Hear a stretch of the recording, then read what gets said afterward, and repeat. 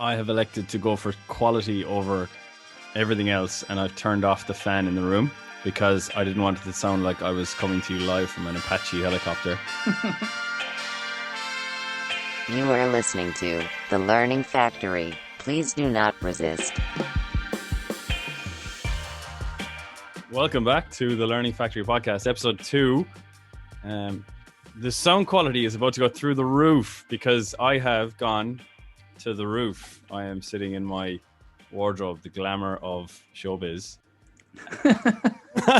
So I'm sitting in my wardrobe because there's every single stitch of clothes in here is going to muffle the sound somewhat. In the last podcast, I think we talked about A and B, and we got right into it, didn't we? We did, and I even, confidently announced that we'd talk about B and C in the next episode, which was a complete brain fart. So we're talking about C and D. The fun one and the unfun one. I'm just going to say it right off the bat. Yeah. D's the worst. If you're a kid, you must hate D. And I think if you're a teacher, you hate D4. I think everyone hates D4. I think D4 was just like, we need 16 parts to this puzzle. Shit, we're all out of good ideas. What's the last one going to be? Let's make it global thinking. Yeah. Well, should we go sequentially again? Because that kind of worked. We're kind of focusing this on kind of people who are new to the whole thing. So we probably should stick to the sequence, shouldn't we? Yeah. And are we still are we still trying, or, the idea is that we're talking about how we're applying the podcast to the design cycle. Yeah, I think that's the first couple of episodes. That's the goal today, I think. Yeah. But we did say actually at the end of the last episode, we would give some insight into what we're doing as design teachers these days. So how would you suggest we approach that? I would say we could give an overview. What's the unit you're doing at the moment that's the most crack, the most fun where you are? Design to scale. Ooh. Is actually a bit of fun.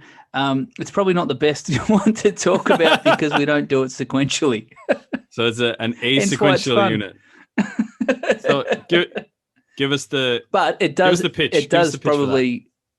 It makes sense because considering we're talking about C now, and C is where we start for that unit, so it does fit a little bit.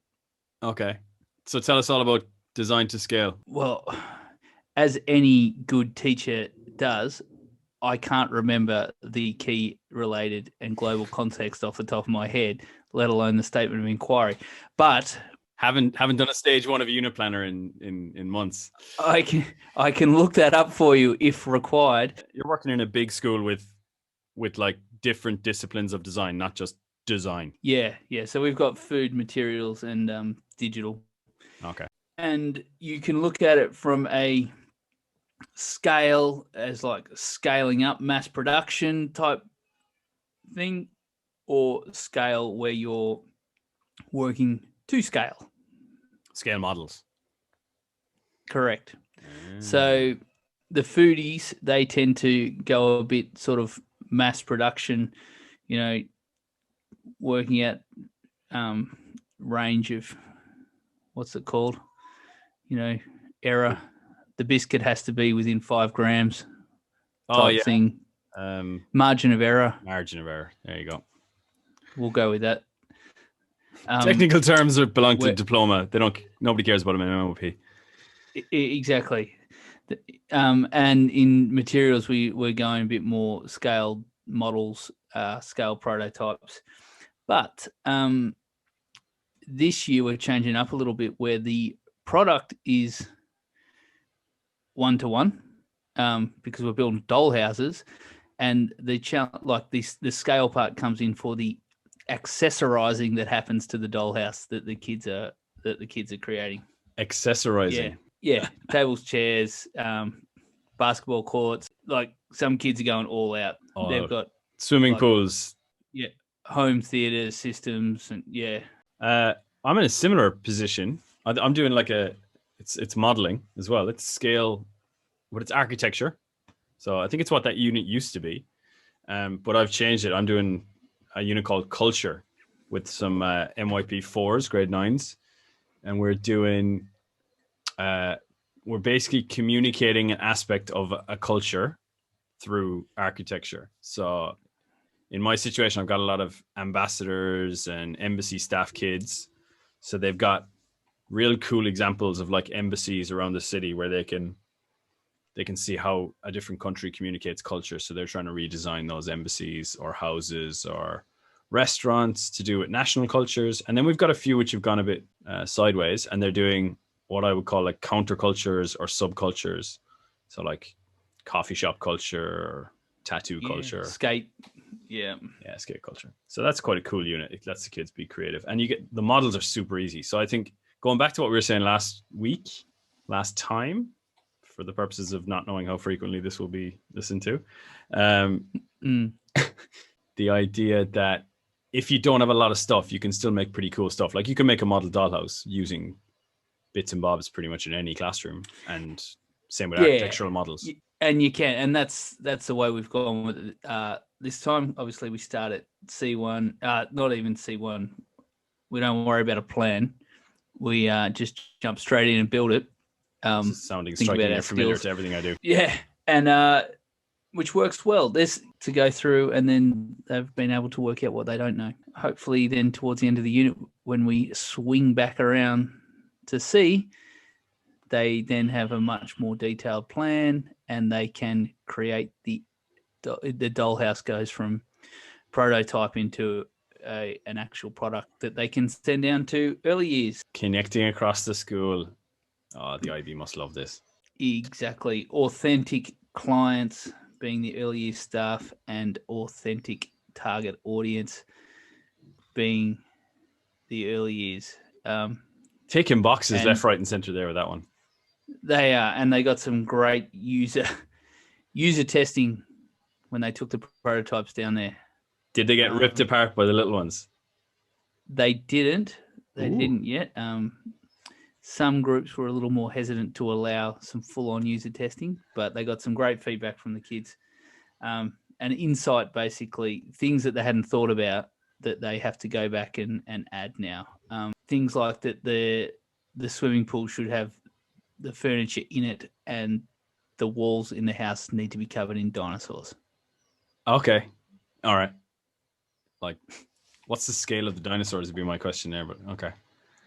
I would just like it's full wallpaper, size. right? Dinosaur wallpaper. Dinosaur wallpaper. Well, you got to give the people what they want. Give the clients what they want. That's it. It's like the old designers, like when you bring your thing to them and like, just make it pop more. You're like, yeah, what does that actually mean? Yeah. What do you actually want? I want dinosaur wallpaper. That's why early years are the best clients. They want dinosaur wallpaper and furniture in the swimming pool. And they're honest and they say it how it is. Yeah, this is shit. Well, they don't say shit because they're 4, but yeah. Yeah. They speak by they're not playing with it. Vote with their feet. Yeah, that's it. So exactly the opposite to what you're doing. We should really start with C1, shouldn't we? We should make a plan. So logical. Now, in terms of our podcasting, odd rattle in the background there. In terms of our podcasting, that is the New Zealand Sauvignon Blanc relying on an ice cube. Essential planning tools here. Wonder could I ring room service to the wardrobe? As we said in episode 1, Dave, it's a real world podcast. And after a hard day's teaching design, you need to be refreshed thoroughly. Exactly. Coping strategies for uncertain times. Right. So, did we make a plan for this podcast? I think we did. We had an Excel sheet, didn't we? Like all plan, there's going to be elements of that plan that we're going to go off that plan a little bit, but we're going to improvise as we go because we're going to adapt the design and the product to what we think it best fits. And that's where later on when we're talking about the changes, as long as we're justifying those and explaining why we changed it, then that's all. It's all hunky dory, yeah. I have a lot of students that always come to me and they go, I changed this. Do I need to go back now and change my ideas in criteria B? And it's a bit of a bone of contention. They're like, but I've changed the idea completely. I was like, no. They've thought about this. The guys in the IB have thought about this. Like, there's space for change here as you go through the creation stage, which is quite cool. Yeah, that's right. And that's what I tell kids. There's nothing wrong with changing something as long as you're saying why you change it. Now, it might be that created this awesome plan for this podcast. We had some great ideas, and we had to change it because we realized we actually don't have the skill level to create something that good. So the podcast had to change a little bit, but that's fine because we've justified it, and we're still trying to hit the specs that we came up with, and we're still trying to operate to the plan as best we can. Yeah, and I suppose the key elements we need to remember are your plan's got to have elements of timing, your resources, and your steps. So like, what are the major checkpoints for the project as you go through it? How long is it going to take to achieve those checkpoints or those steps, instructions, whatever you want to call them? And then what sort of resources you need to create them. Yeah, and you don't want to have too many assumptions in it, like assuming that someone has the knowledge in that area or what you're doing, what you're trying to achieve, where you can gloss over steps, like information that's not there because you know how to do something. So you're using your prior knowledge to work that. So try and tell the kids, you don't have to make the plan for a 3-year-old to follow, but you need to make it for someone that may not have any knowledge in what you're trying to do. With your planning drawings that you've got from B4 and your plan that you've come up with in C1, they can come up with a pretty good resemblance of what it is that you're trying to create. Yeah, so they can walk away with those two documents, your plan and your drawing, and they can go and create what you want without having to ask you too many questions. Yeah. Think of it as the the timeline, the instruction booklet, and the timeline, like a Lego booklet or something, but with some times. I was just trying to think, when you buy something from IKEA and you get the instruction book, and then the first thing you do is you throw the instruction book out the window, and then you struggle with it for about 20 minutes, and then you come back and you actually have to look at the instruction book regrettably and go, fuck, I'm going to have to look at this. But does it have timings on it? I think. And you get your laptop out and you have to download the instructions. Yeah. And I can't remember. I think they have on like the front page, they have how long roughly it's going to take. I think it is. I think that's more the age. I think that's for the age it's for. Like when it says 2 to 3 years, that is the timing, Dave. That's more for the age of who it's for. I can't remember when I discovered this, but I realized that when you open up an IKEA box, everything in the box, you told me this, was it? Everything in the box is in the right order. Yeah, it definitely says how many people you need. Yeah. There's nothing wrong with putting too much detail in there. You can put more detail in there first and then remove it when you realize, okay, maybe that's a bit over the top. But it's better to have that in there, those simple steps. And it's just sort of putting it down in dot points at first as well. It's often easy as going through and pretending that you're doing it.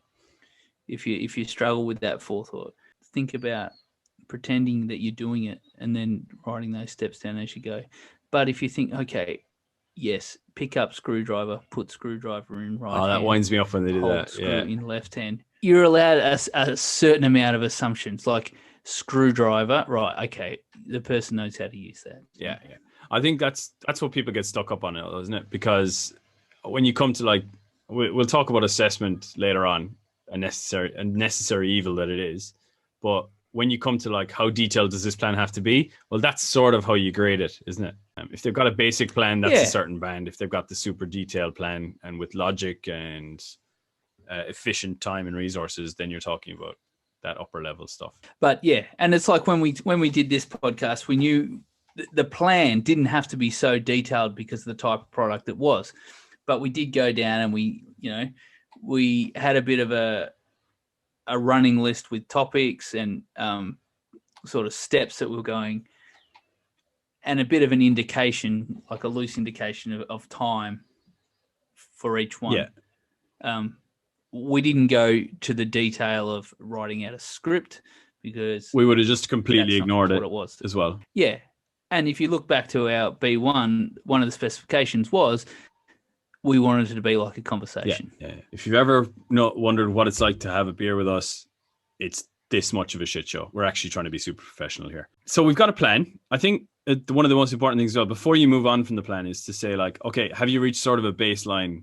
Have all of your students got something where they can now move on? Because the worst thing in the world I know from doing practical classes is where you've got one or two kids sitting in the corner because they haven't planned out what they're going to do. They are sort of like almost being punished in the corner because they have to finish their plan before they get to do the practical work. Or do you let them carry on with no plan? Yeah, it's a tough one, isn't it? Because, and I guess that's where it comes. It comes down to your judgment and how you interpret the criteria. You know, you can jump in and help them come up with a bit of a plan so they can get started. That's a lower band then, because you've got a bit of teacher assistance happening for the sake of learning. Make it, or start, and then when they get a bit of an idea of what it is they're actually doing and how they've done it and what they've had to use, they can start to think of, oh, okay, so this is what I need to write for these steps, and then they can go back and start to do it. Now, as a teacher, you can take all that into account when you're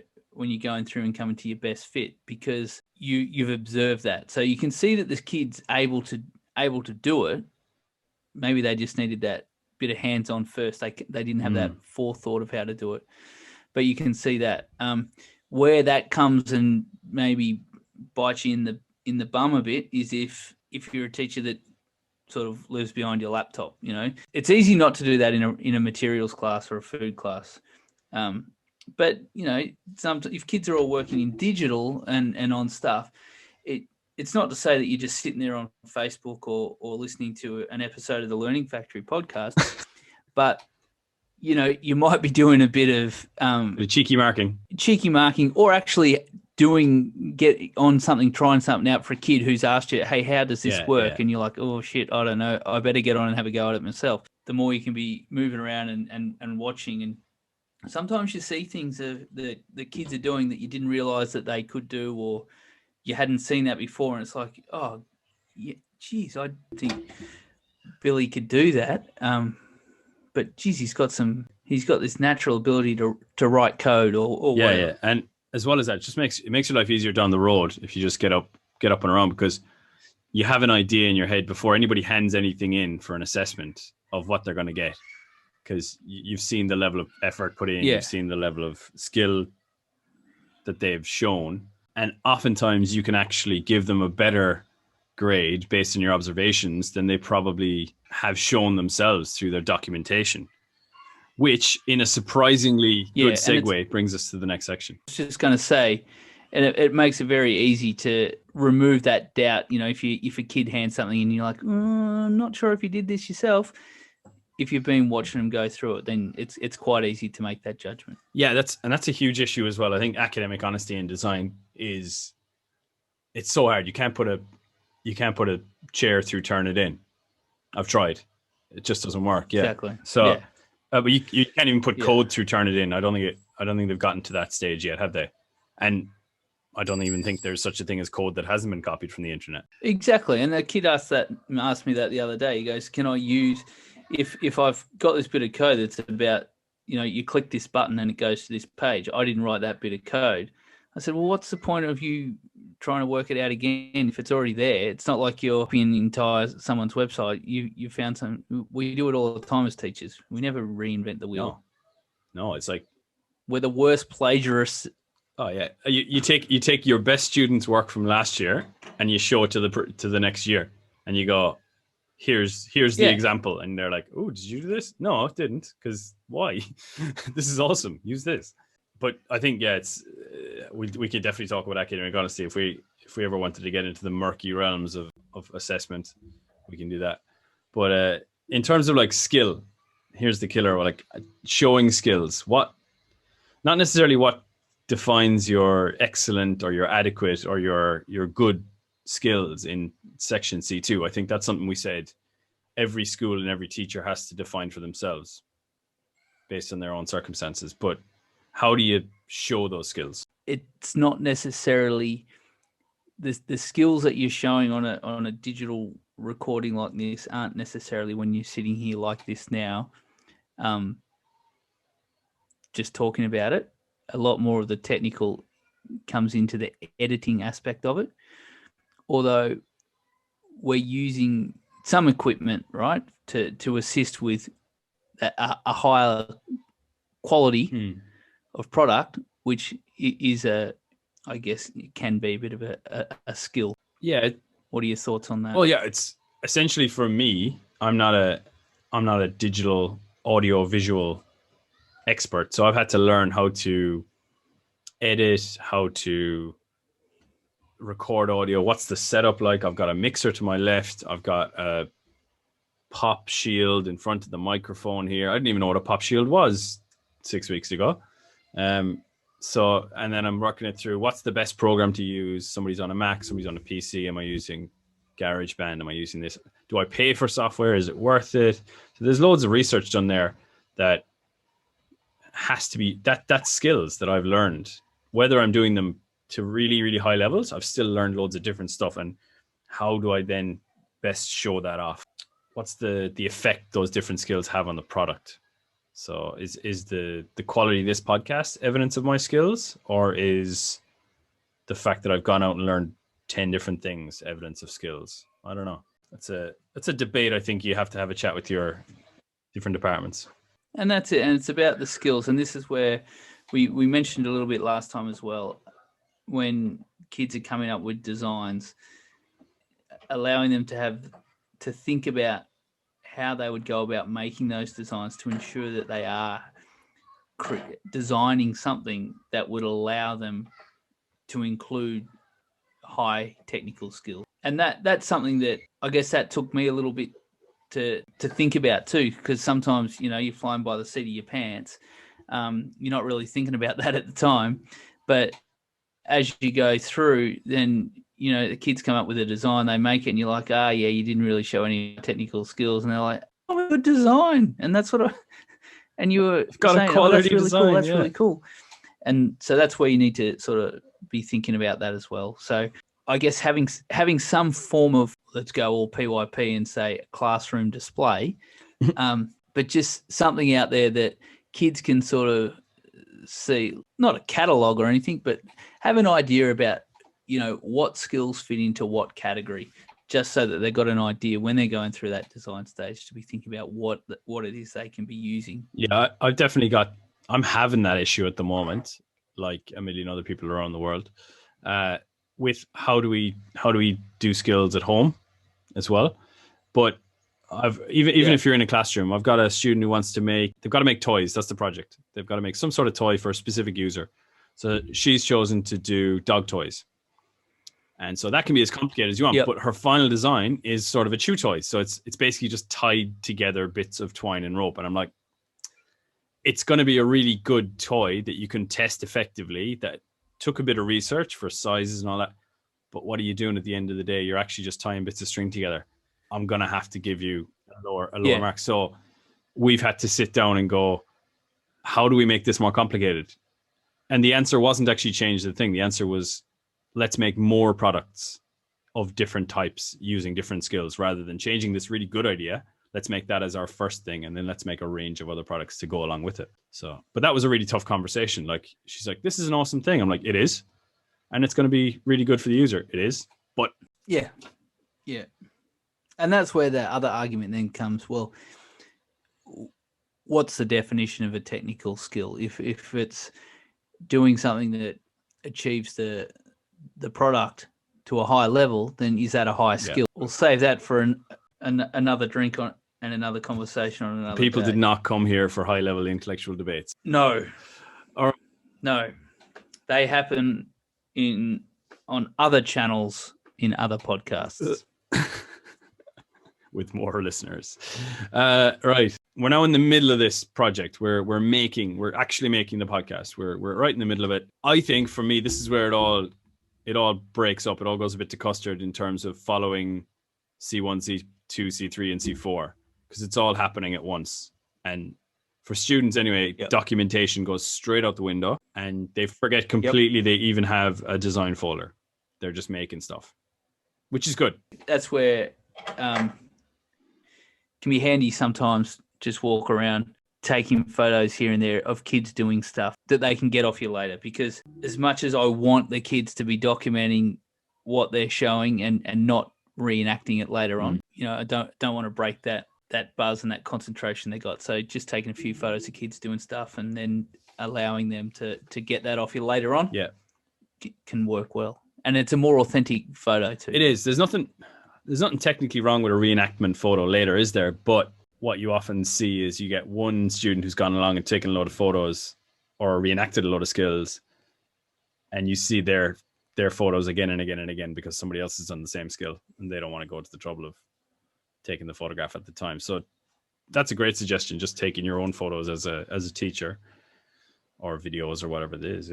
Yeah. Or for digital, which we seem to neglect to touch, just screen grabbing stuff. Yeah, and having a way that the kids can present their work that doesn't just rely on, on written work or adding in images, but a real multimedia approach. Yeah. Dear Diary, today I made a podcast. I spent 53 minutes, 42 seconds recording it on this microphone and then edited it for 4 hours using GarageBand and other. I'm bored. I'm not reading that. Even as a teacher, I'm like, ugh. Yeah. This criteria strand then it depends on, and it links directly into C1, because you've got your plan with all its steps. And I think C3 is where you're just evidencing you did the steps, isn't it? Yeah, how you got to that final product. And obviously C2, when you're showing technical skills and stuff, often that covering that as well, I guess. You can get kids to document it a little bit differently, where you've got a few photos of different parts of a chair or a dollhouse coming together, but then their technical skills are more focused on creating a mortise and tenon and the skills of using the chisel and stuff. And doing it all by hand would be higher than skill than using the like a bandsaw and the mortising machine. Yeah. Still a skill, like it's still higher than screw and glue. Yeah, it should be banned everywhere. We're not building houses, people.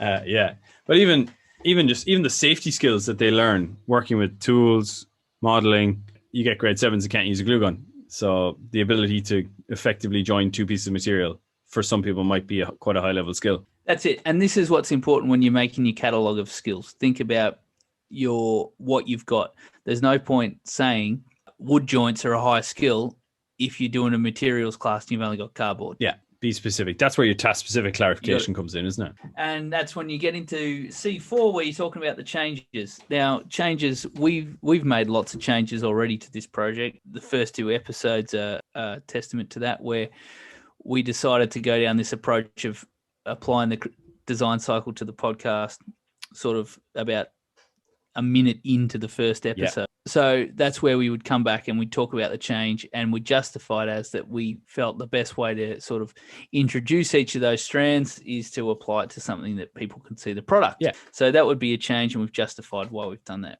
So when a kid says, yeah, nah, didn't do any changes, mate. And that's where you say, well, that's fucking bullshit, mate. Well, you wouldn't say it like that. But there's not a product in the world where someone sat down there with their first plan and said, yeah, this is how I'm going to do it. And then fucking whooshka, that's what turned out, and they didn't have to make one change. This is the drawing you had 6 weeks ago. This looks fucking nothing like what you just made. So don't bullshit me, kid. There was changes made. Let's just put it out there. We don't actually speak to our kids like that. Yeah. No, it's that internal monologue as you're going through the classroom. It's just constantly repeating yourself. What the fuck? What have you done there? Yeah. No, we do this for the love of the students. Well, it's finished. Yeah. What is it? I forget it. Is it finished is better than perfect? Gingerly sit on the chair that they've just made while holding your weight up with other things. Or they offer you a cupcake they made in food design class, and you're like, oh yeah, do you know what? I'll save that for lunch. I'll have that with my cup of tea at lunchtime. And it doesn't even make it out of the room because it's glowing. It's going to poison you. So yeah, C4 definitely changes for everything. Everything has changes. I've never met a product that didn't have changes, like you say. It's really hard for students to get their heads screwed on to do this criteria strand because it always drags on. Making always drags on. They always want to do more. They always want to fix some problem. We have the unenviable task of bringing them to the end of criteria C, and worse again, telling them that we're not making stuff next week. We're doing criteria D. Yeah, and that's where once you get through it, you can start to say, okay, let's test it.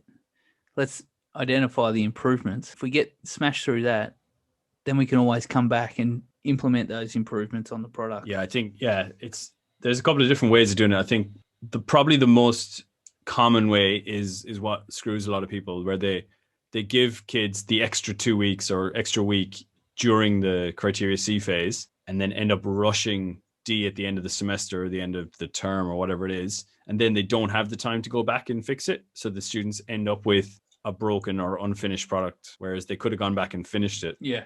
If they would have just almost rushed through D earlier.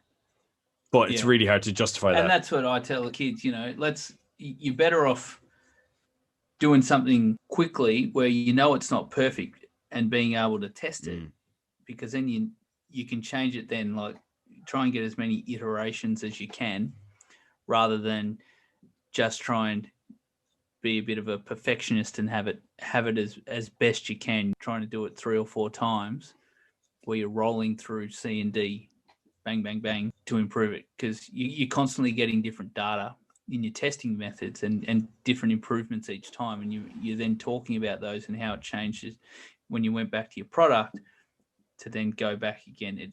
It begins to reflect design industry a lot more than just saying, oh, yes, we're just going through this once. Yeah, you're going to have multiple versions, iterations of a product before it ever gets actually made for real. So trying to get that idea of prototyping across. It's difficult when students want something cool to take home at the end of the day, though. We've got our podcast. Obviously, this is episode 2, so we've got episode 1 that's out there on the interwebs, the World Wide Web. Well, rule number 1 of media is testing it. Never read below the line.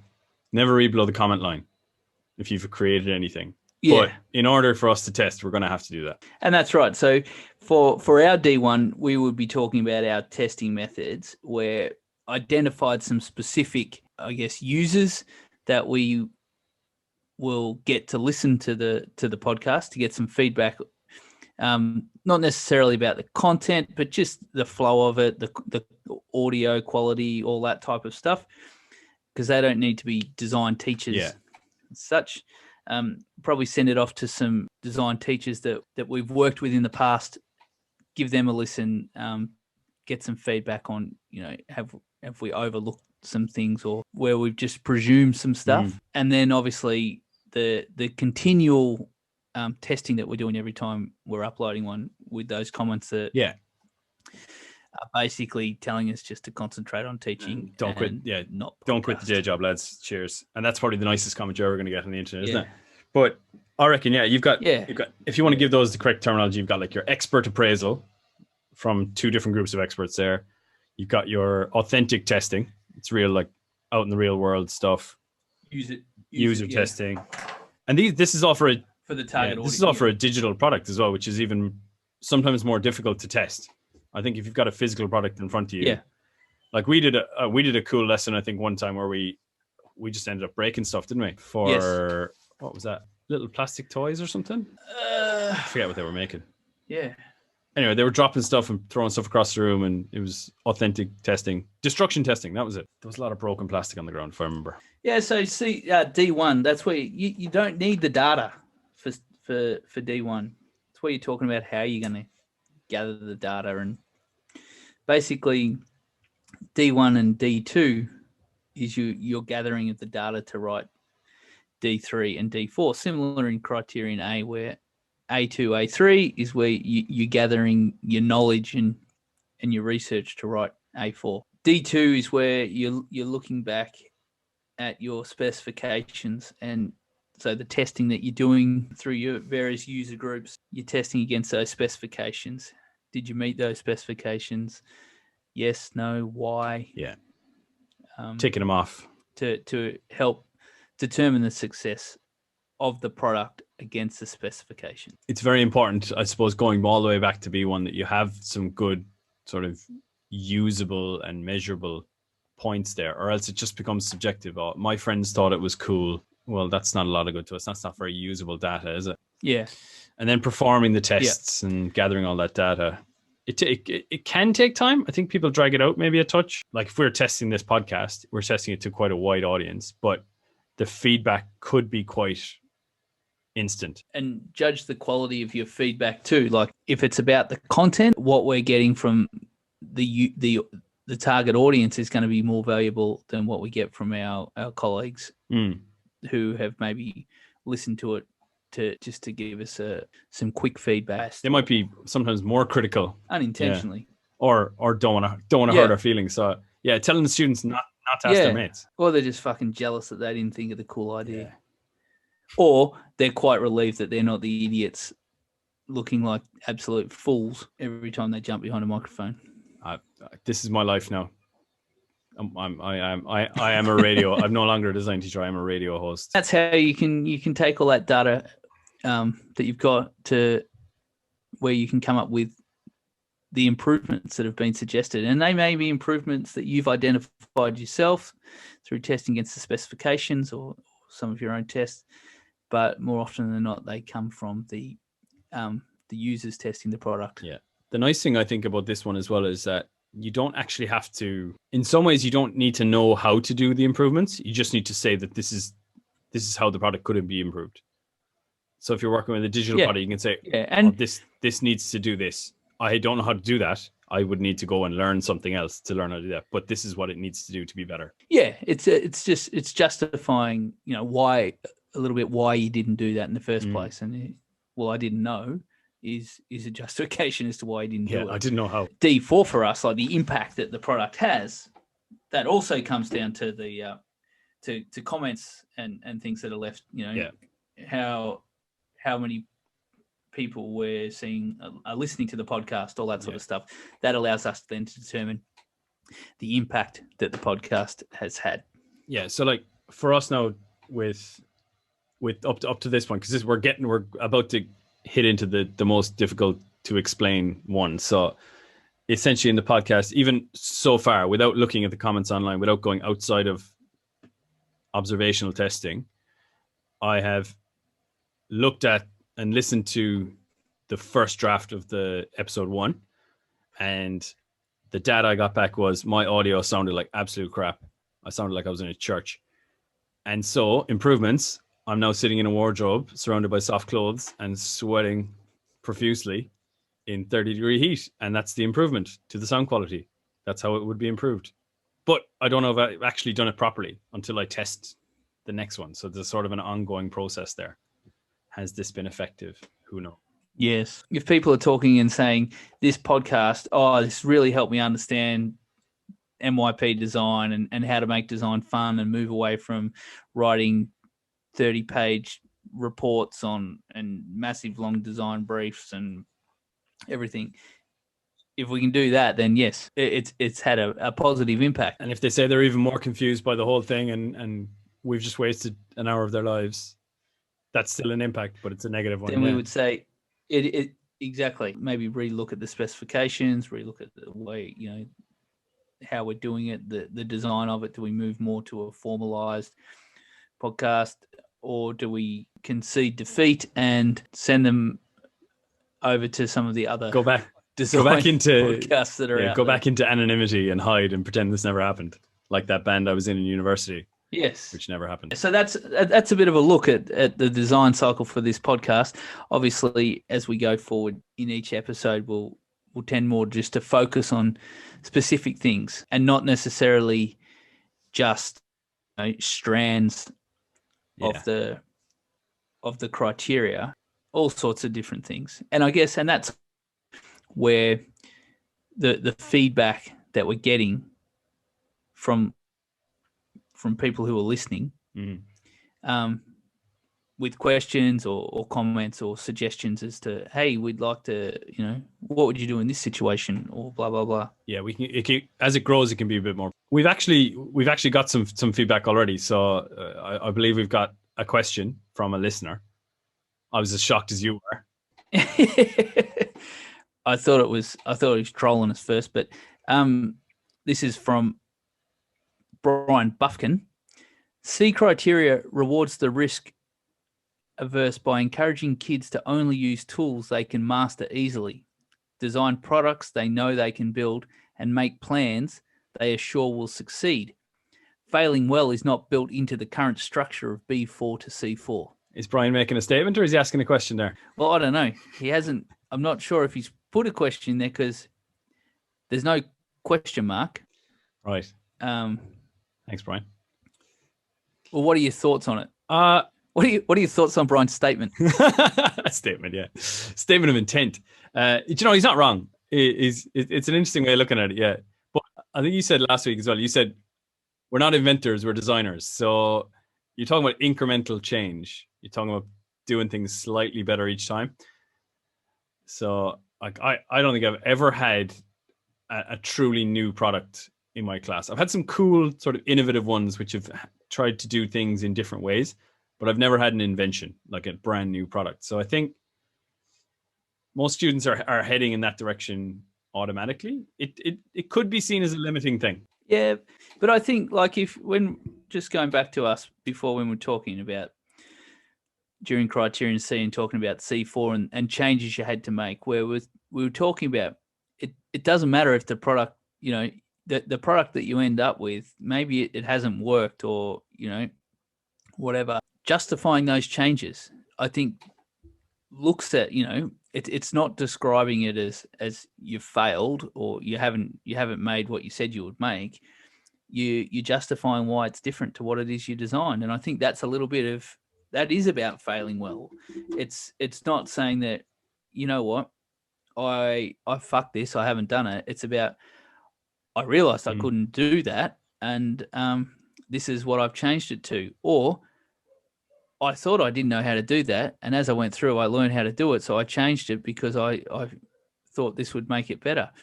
So I think whilst it doesn't say have a strand in identify how you've failed or, you know, reach for the stars and expect to only get to the ceiling, it doesn't say that. I think that's the key in that word, justifying the changes. I suppose as well, if you think about it, like if you look at C3, creates a product that functions as intended. Yes, there's a knock-on effect. If you don't have a product that functions as intended, you can't really test something that doesn't work in certain ways. But it's still only 1/16 of the process if you fail. If you set yourself up and be really super ambitious and you fail completely, you haven't really screwed yourself over too much. No. So I think that's about building a good culture in your class, though, of being willing to try things and finding a balance between holding kids back and making them be realistic and also fueling creativity. And it also, it fits in, like that's where your ATLs come in, about learning to fail well. Like it doesn't need to be written into a subject's criteria, because it's something it's happening across all subject areas. They don't just need to learn how to fail in design. They need to learn how to, you know, experience failure and disappointment and how you learn from that in all subjects. It's a bigger thing than just your subject. It's a cultural thing, a school cultural thing. But that said, we're in a good position to encourage that failure as well, aren't we? And trying new things. Good provocative statement, Brian. Thank you. Join us again for the Learning Factory podcast, where we'll be talking about our units and some of the best units we've done, some of the worst units we've done, and just some of the ideas that are still bouncing around inside our heads that may never see the light of day, or probably shouldn't see the light of day. Yeah, and so, some of those things that make a good unit. What makes a good unit from the ones we've taught? We're not going to come up with new ideas. No, we don't do new ideas. We steal other people's ideas. That's what we do. But yeah, we'll share some of that with you, and we'll see if anybody suggests some. If we've got something in the comments, if you've got a really good unit or a really bad unit, share it with us, and we can pick it apart and see if it matches any of the good or bad things we mentioned. That's it from us. See you next time. Happy days. Catch you later. You have been listening to The Learning Factory. Thank you for your attention. End of recording.